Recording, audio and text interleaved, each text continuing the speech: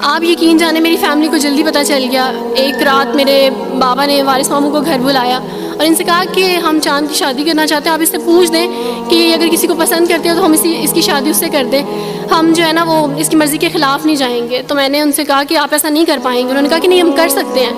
مجھے یہ تھا کہ مجھے پچھتاوا نہ رہے کہ میں نے شاید اس دن پاپا سے بات کرتی تو پاپا مان جاتے. تو میں نے ان سے کہا کہ پاپا میں ایک مسلمان مرد سے شادی کروں گی, آپ ایسا میرے لیے کر سکتے ہیں؟ اگر آپ کسی مسلمان سے میری شادی کریں گے تو ٹھیک ہے, میں شادی کرنے کے لیے تیار ہوں. میرے گھر میں ایک سناٹا چھا گیا اور اس خاموشی کے بعد جو ہے یعنی سب فیملی والے رونے شروع ہو گئے. انہوں نے کہا کہ آپ اپنے مذہب میں واپس آ جاؤ. لیکن یہ ہے کہ میں دین اسلام قبول کر چکی تھی. آپ یقین جانیں جس طرح لوگ مختلف ہیں اسی طرح ان کے مسائل بھی مختلف ہیں. مجھے مینٹلی بے انتہا ٹارچر کیا گیا. مینٹلی مجھے یعنی اس چیز کا احساس دلوایا گیا کہ ماما پاپا روتے ہیں. میرے پاپا نے آپ یقین جانیں خود کو پھانسی لگانے کی کوشش کی میری آنکھوں کے سامنے. میری ماما نے خود پہ پیٹرول ڈال دیا اور خود کو جلانے کی کوشش کی میری آنکھوں کے سامنے. اور میں اپنے روم میں بیٹھی یہ کہتی تھی کہ اللہ اگر میں حق بھی ہوں نا تو میری فیملی کو کچھ نہیں ہونا چاہیے. پھر بہرحال مجھے میری فیملی سے نکال دیا گیا یہ اس ڈر سے کہ میری وجہ سے دوسرے بہن بھائی بھی اس راہ پہ نہ چلے جائیں. اور وارث ماموں کو بلا کے مجھے گھر بھیج دیا گیا, ان کے گھر بھیج دیا گیا.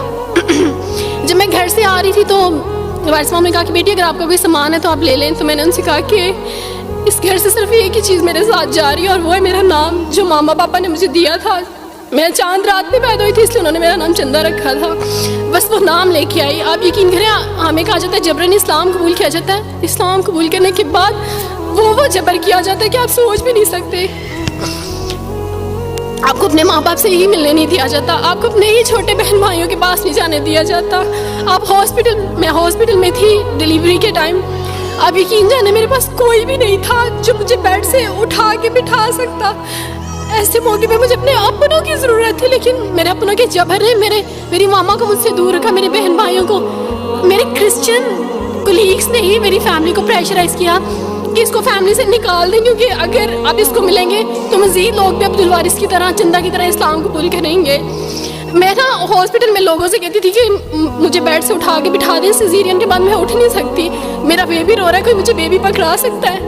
آئیڈیا ہی نہیں تھا ہاسپٹل میں کیا کیا لے کے جاتے ہیں. میرے پاس ایک ایسا دوپٹہ نہیں تھا جو میں چینج کر سکتی. ایسے موقعوں پہ آپ یقین جانیں آزمائش اور جبر اسلام قبول کرنے کے بعد ملتا ہے.